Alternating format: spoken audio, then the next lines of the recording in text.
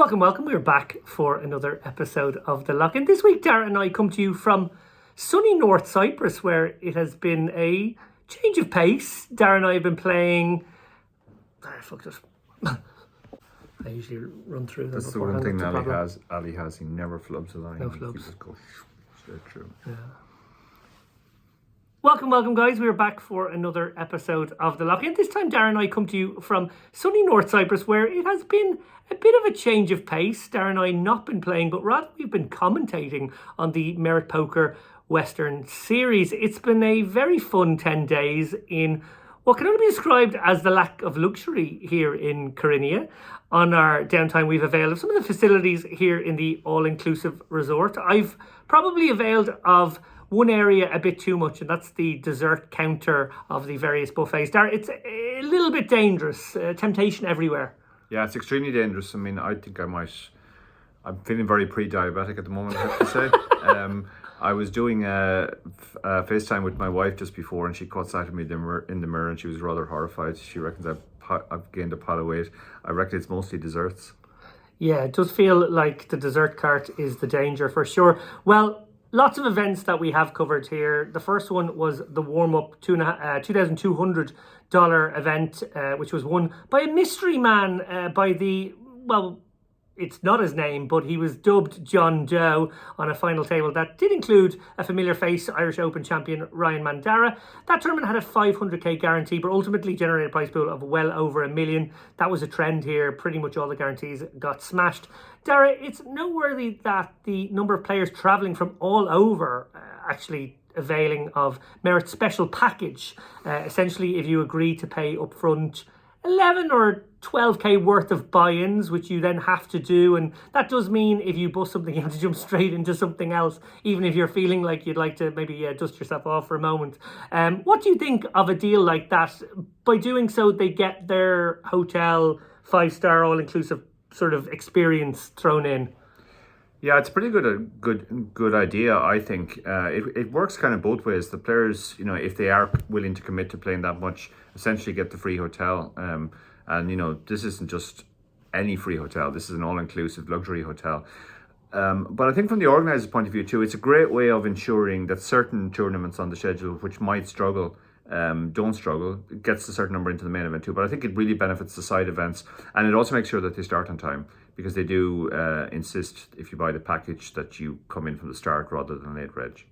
Well, I mentioned there that we did a little bit of commentating. There were some really interesting hands. So without further ado, let's cut to a few of the more interesting and fun hands from that warm-up event. This footage, I would like to say, comes courtesy of the people at Merit Poker.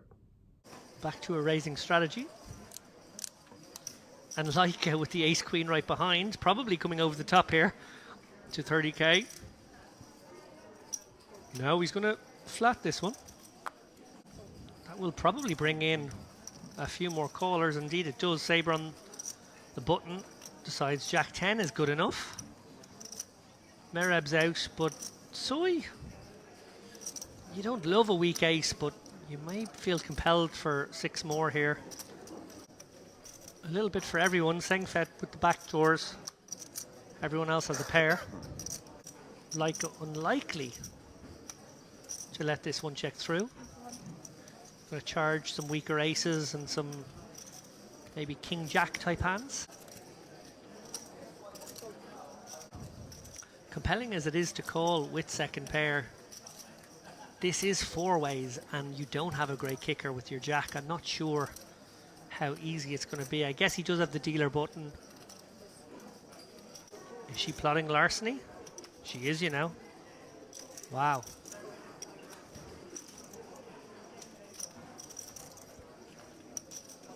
She comes with a call, but given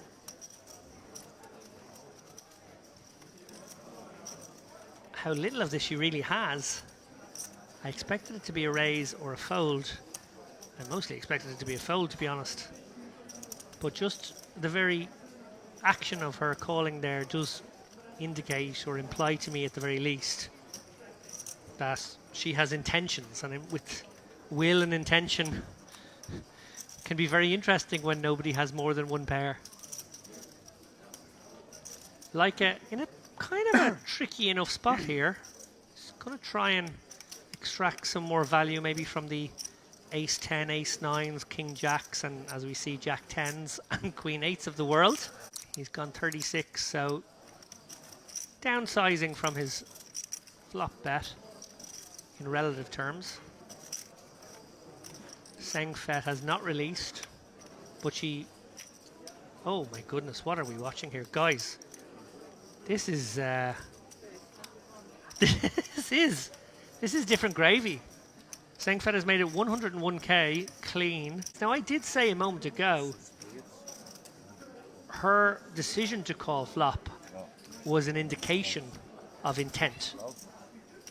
Well, intent no longer. She has put her money where her mouth is and put Leica in a very difficult spot. He makes the call for 65k more. And this lady doesn't give up.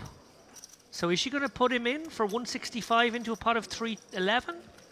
Or is she going to feel like that is way, way too dangerous? All in. Oh my goodness me! It's hard to imagine she has a 2. So you're probably discounting that, but she has played it like she has a set of jacks. She has played it like she has ace 5. You are literally beating a bluff, and it is very hard to now figure out what bluffs she can have. Let's try and piece that together. Queen 10 of spades, that's probably our best bluffy candidate. If we're going to start putting her on bluffs, king queen of spades, queen 10 of spades. She has chosen a very non-standard holding to go for this line. Wow! Oh my goodness. It is Sengphet's world. The rest of these players are just living in it right now. Someone set off the alarm. We have just watched somebody commit daylight robbery. Oh, nice to get a close-up there of the handsome Jamie Nixon. I know Jamie Nixon, yeah. He's a very good-looking boy.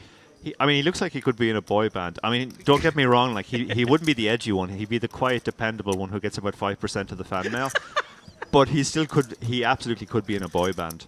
I mentioned that he used to travel with me quite a lot to tournaments, and actually Mrs. Doka accompanied me on a few of those trips, and she was really impressed by him because, as well as being a handsome boy, he's actually a very nice, respectable boy as well. He's a lovely lad. Respectful, and yeah, she was very impressed by him. Well, interesting. My missus is very fond of Jamie as well. Yeah, no, so he's definitely got the. Maybe we should stop saying how nice he is. I'd be a bit worried there about our two missuses maybe deciding that they could do a bit better. Well, here we see Browne straight into the saddle, 17 big blinds. He's opened up the Jack 10 offsuit from the hijack. An optimistic open, it must be said. Not necessarily one that would be solver approved in this situation with all the ICMA boot. But he does open it, and he does flop best on the King Queen 10. All spades. Yeah, there's nothing for Fung here, even though Fung is the chip leader. I think, wow, look what's happening here. Looks like we're having a donk lead. This is incredible. Fung deciding to lean into these guys. This is Fung. This is a completely new gear from Fung now. He's basically recognizing he's the chip leader and he gets to put pressure. Normally, this isn't the kind of board you would do this on. You know, if the board came like, well, he got 6-4, so I need to be careful. 10-8-7 of spades, maybe. Yeah, or like 8-5 deuce. Then yeah, you'd see lots of leading. But this is interesting to say the least. Well, Browne does get sticky with his bottom pair open ender here. He doesn't have a spade in his hand, and he will be happy to see a 2 of clubs come off here on the turn, a relative brick. Fung is eyeing up the stack here. He's not eyeing up Browne, so he's basically trying to decide what size of bet will really put him in the mincer here, put pressure on huge part of his range. And whatever bet that is, and it looks like it's something in the region of 35%, it is going to put pressure on. It is, yeah, because this is really horrible now. You're threatening the stack now. If he calls here, the pot's going to be 2.2 million, and he's going to have less than that behind. So Fung is threatening to shove the river here for less than pot. Does Browne have a call, turn, fold, river type of hand? That's what it feels like, yeah. Yeah, unless he hits it straight on the river. Well, will Fung be able to deliver that third barrel? We feel like it's the one that might get the job done. here in the booth. And yeah, the 7 doesn't improve. If Fung sticks it in now, Browne's gonna almost certainly have to fold. Yeah, 85% of pot is left here. Browne probably not fancying calling any bet. And he does go all in, Yeah, Dara. he does go in. Yeah. This is 6-4 off. Wow. This is a real change of gear from Fung. He hasn't been doing this earlier, but he does have the stack now. It's the final table bubble. ICM pressure is at its most extreme, and he's just gone in your eye. He's played it like a small flush all the way, hasn't he? Yeah. Played it like he had the, I don't know, 6-4 of spades. 8-9 of spade. Yeah, exactly. And he just did all his own betting. 3 shells out of position. Browne is the one guy at this table though who might be capable of the hero call here. He hasn't released immediately, and he's using one of his 2 remaining time banks. Fung's line very polarized here to flushes. Obviously doesn't have kings, queens, 10s in his range. Jack 9 maybe, just maybe, could be in there. This is a huge decision now for Browne. If he folds here, he leaves himself with 1.8 million, which is only 11 big blinds. And there goes the last time bank, Dara. Yeah. 30 seconds left, and he will have no more decision time. Yeah. And he also now doesn't have any time cards for any future hands as well. What an amazing I think he's folding. and unlikely call this would be. But I wouldn't completely rule out the call here. He's the one player who might make this call. I think every other player at this table has folded by now for sure, but Browne still might make the call. 3, 2, 1. His hand is dead, guys. His hand is dead. He's mocked the card. Your hand, that's because your hand is dead, sir.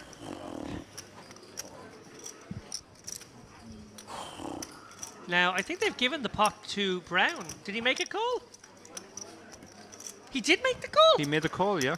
He made We- the call. What a call that is. Wow. So I'm so sorry, guys. Our camera switched to the 3, 2, 1 countdown of the box, telling us in those 3, 2, 1 seconds, incredible. he clearly flicked in a chip. What a call! What an incredible call. Oh my goodness me! And that What means, heroics! it means we have a new chip leader on the table. The man who started the day with 8 big blinds is now the chip leader. Wearing his underpants on the outside right there, Mr. Browne.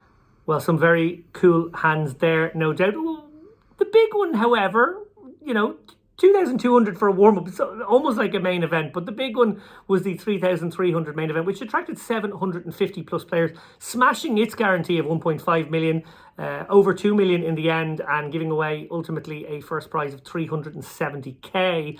We commentated the warm-up together as a pair, but we were joined by veteran commentator Ali Nejad for the main event, which allowed us to rotate in pairs.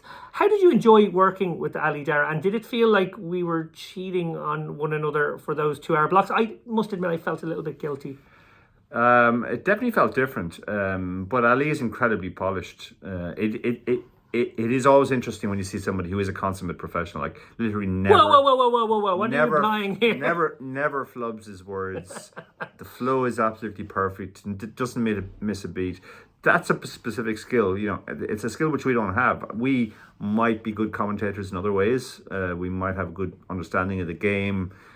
We might be able to engage well with the audience or whatever. But somebody like Ali is definitely a lot smoother and more professional on that front than we will ever be, I would imagine. Yeah, certainly a huge amount of polish there, it must be said. I was impressed by that similarly. But I don't know. I miss it. I miss you when you're not there. I'm just saying. I miss you too, for sure. It's more difficult because we kind of understand when one person stopped talking and then the next one can start. But Ali has this sort of like stop-start approach. So sometimes you're not sure whether it's a stop-start or it's a stop-stop. Yeah, I trod on him a couple of times. Yeah. Same. Well, look, it was great fun, obviously, to mix things up. And Ali made the long journey from Nevada for this one. So, huge appreciation for him. Hopefully, this is the point in the interview or in the episode where we can lodge an interview with him in here. This will be a bit of a weird bit if I fail to get him to do that. Yeah, it certainly will be. I'm not pretending to be Ali.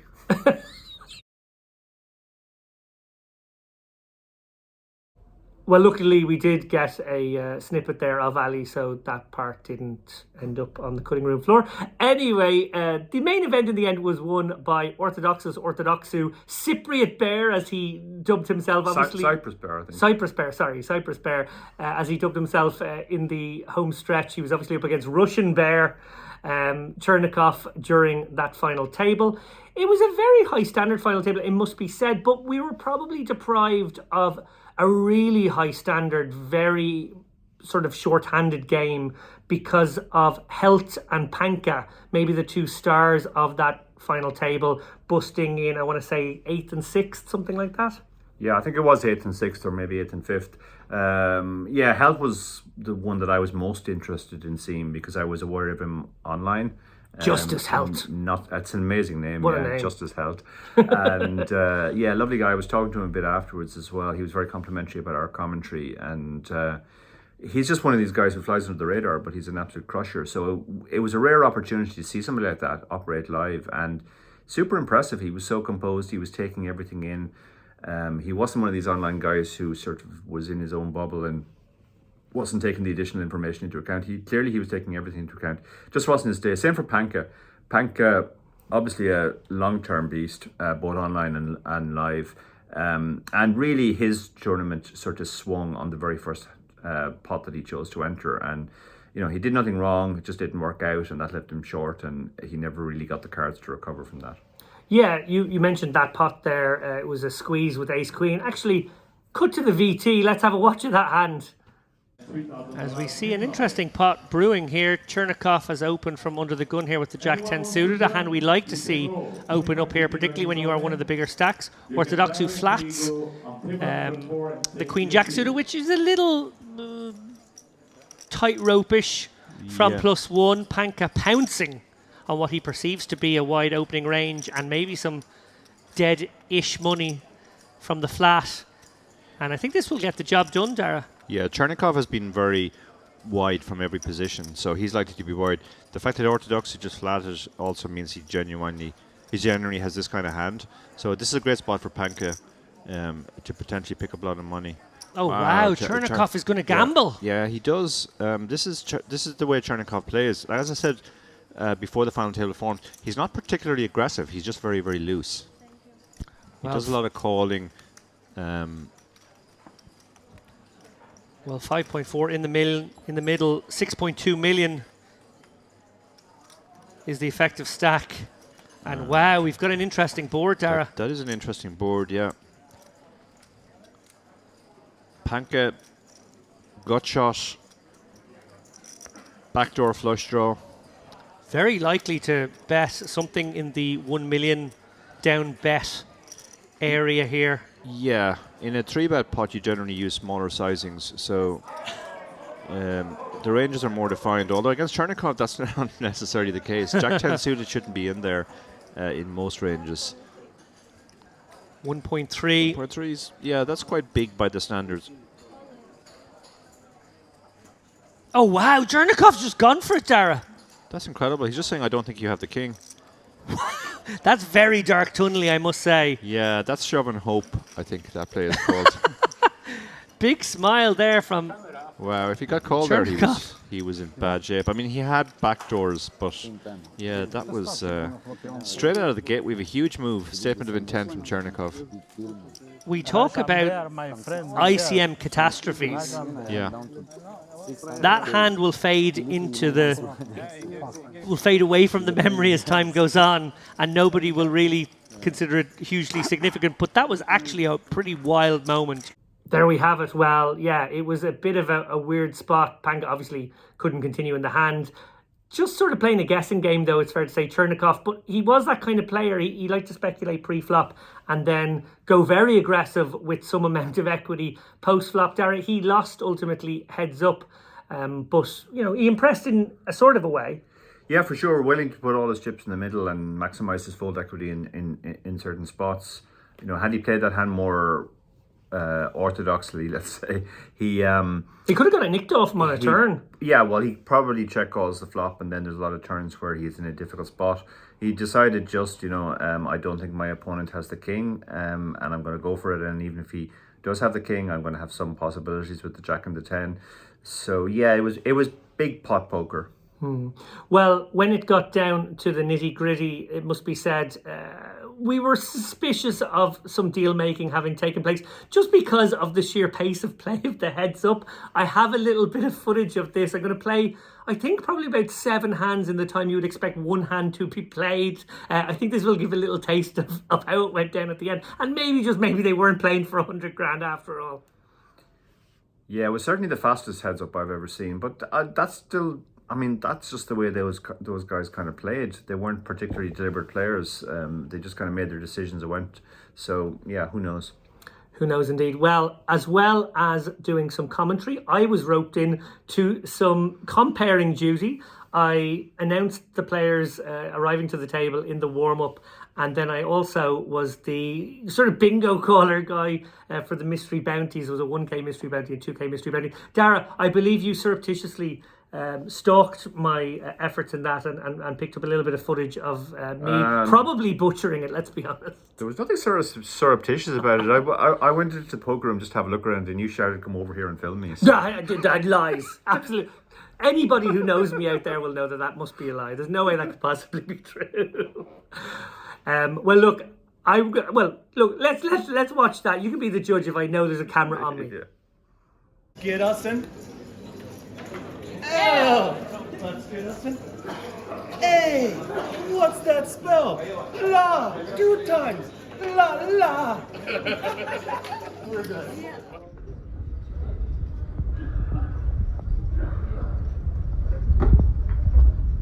Please don't break the combo, lad. 40,000?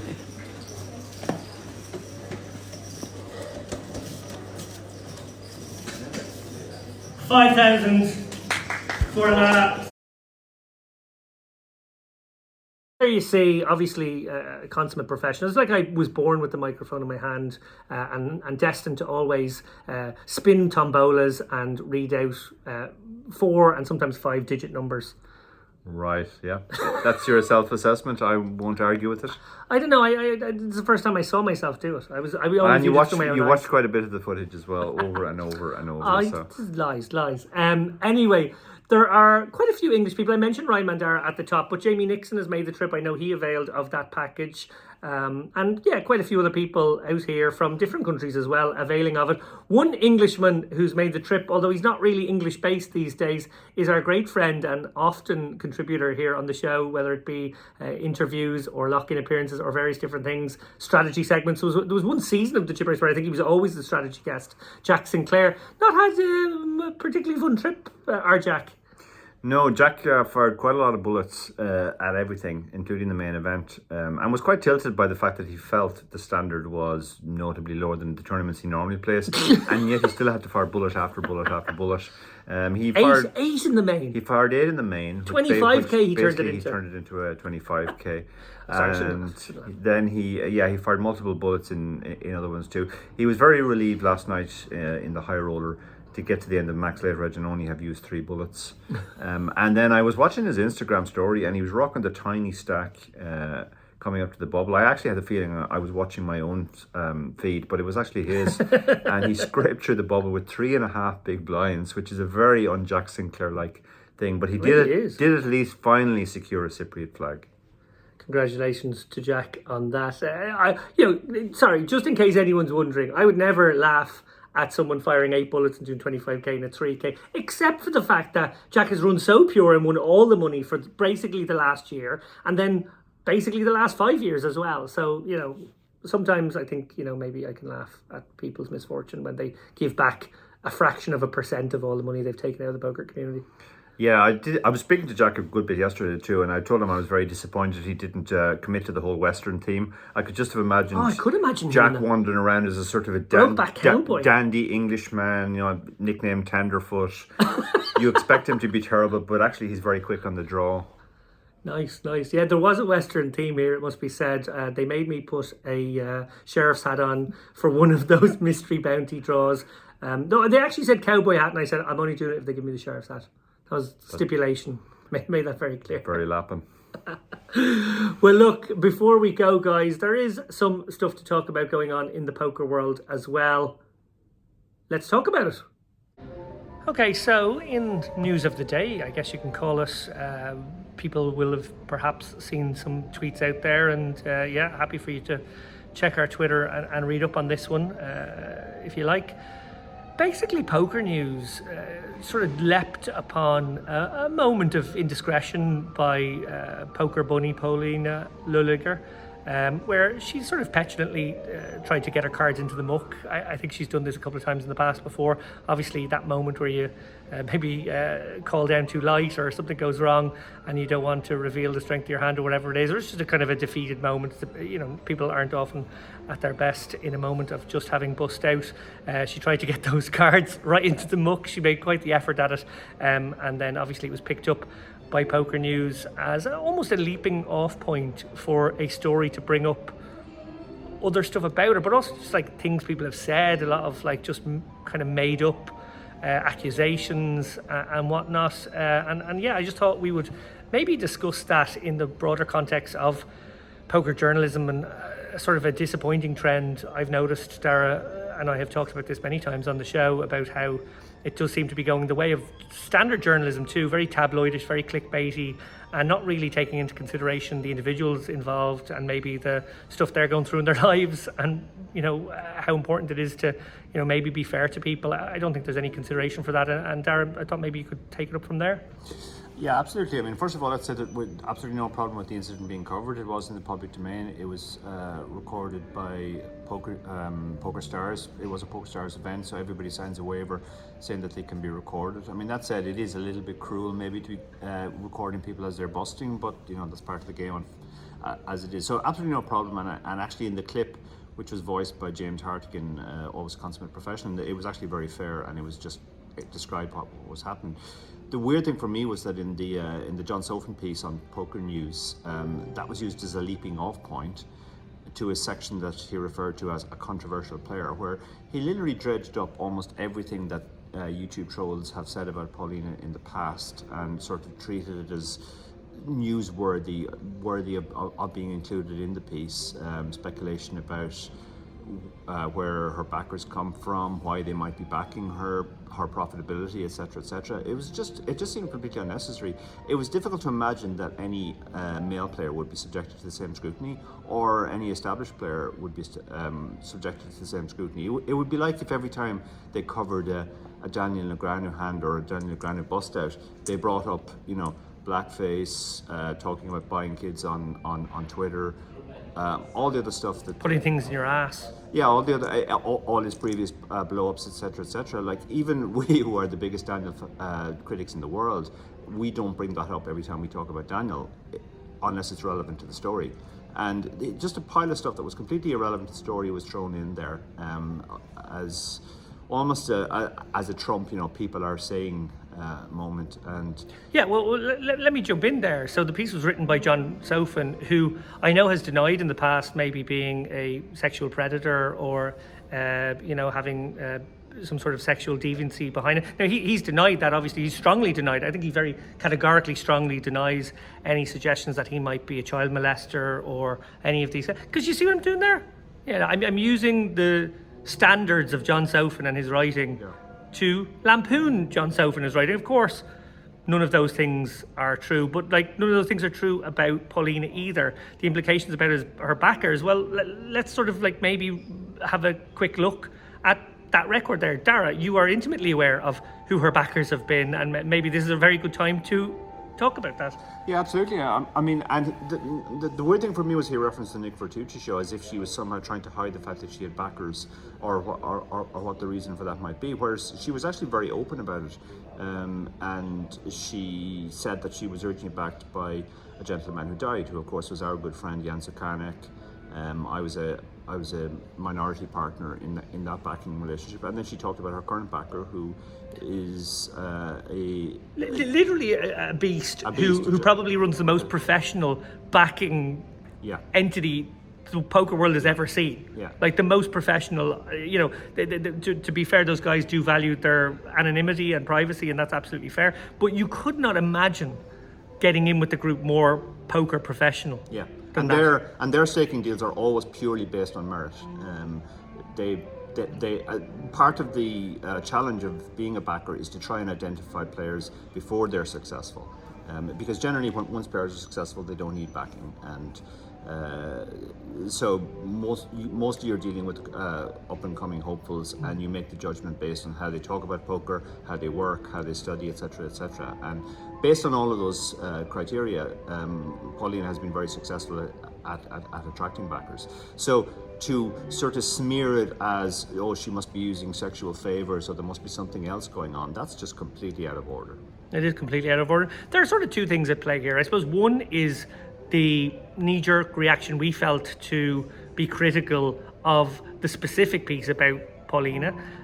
The word insane is used in the headline of that article. Paulina has spoken very openly about her mental health issues over her life, over the recent past. Obviously, has had some sort of wobbles, if you want to call them that, or whatever is the best way to describe in recent years. And to therefore use a triggering word like that, insane is a pretty disgusting use of language in that context, Dara. Yeah, it is. There's a lot of talk in poker about being sensitive to mental health, etc., etc. So I don't think you get to throw around words like that unless you're a mental health professional. When you're dealing with a young player at a vulnerable point in their career, it's worth noting as well that Paulina is 5 months pregnant at the moment, and pregnancy brings with it its own issues as well. So yeah, just jumping from, oh, she tried to mock her cards, so she must be insane, and then dredging up every single piece of gossip about her, that's just completely out of order in my opinion. Yeah, the second thing I want to point out is just the general slippery slope of poor poker coverage that I've witnessed from Pokernews. I sort of wanted to keep tight-lipped about this for a long time, as I've noticed good people leaving the company. There's still some good people in the company, I must point out too, but as I've seen good people leaving the company and listened to what they've described as their reasons for going, sort of feeling like it wasn't a great poker news organisation anymore, that it was a clickbait affiliate link that didn't really value covering things in a fair way or looking into stories, actually just valued its relationships with the big sites who pay their wages, who bought advertising space, who owned them, all of that kind of thing.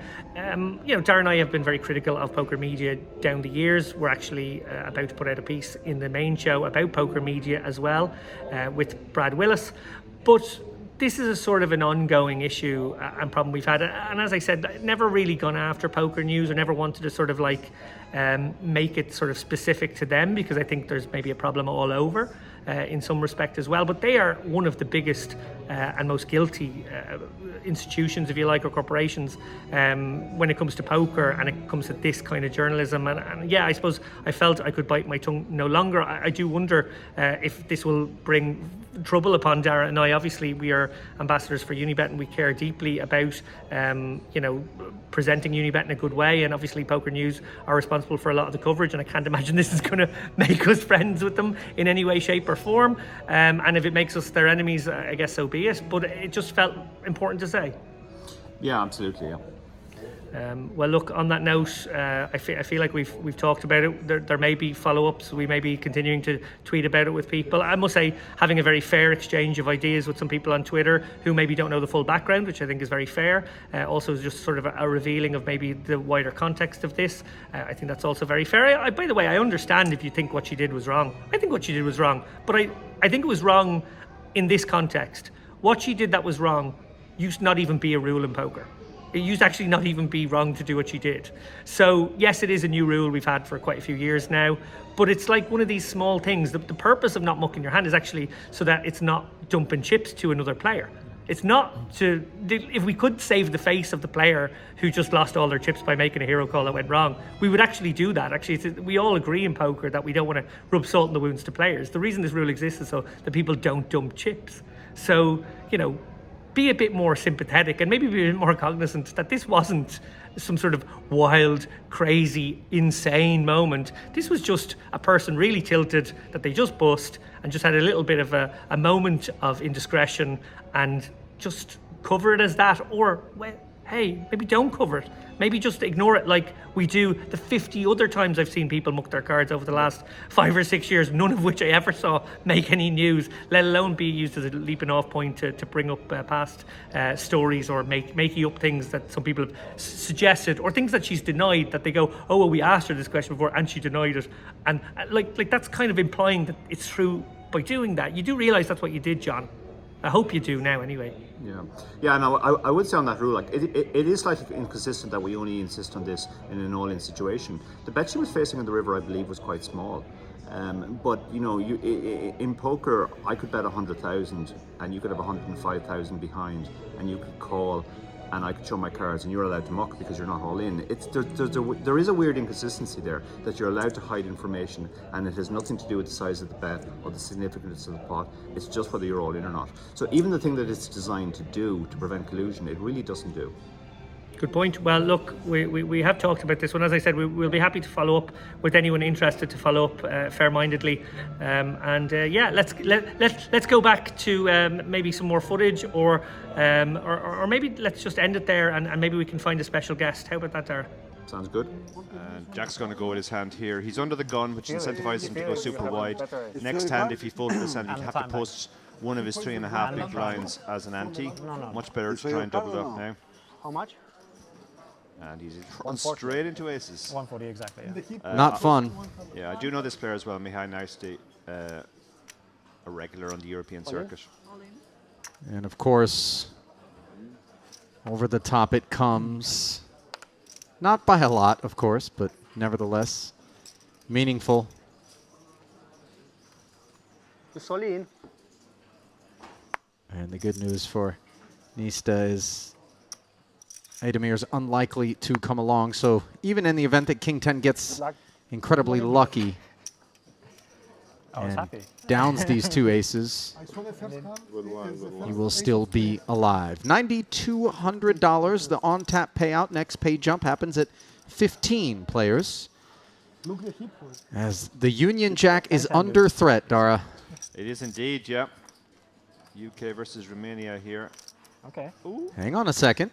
Ace Jack 7 and Sinclair nodding in affirmation here. How'd you feel? Nervous? You nervous? Yeah, I'm nervous. I think it comes. 4 outs twice, and of course, once the jack happens on the turn, there are no more outs. Ace is full for Nista. I mean, it's better than 10 than And it was a very short-lived tenure here 9 hearts on the turn. at the feature table for Jack Sinclair.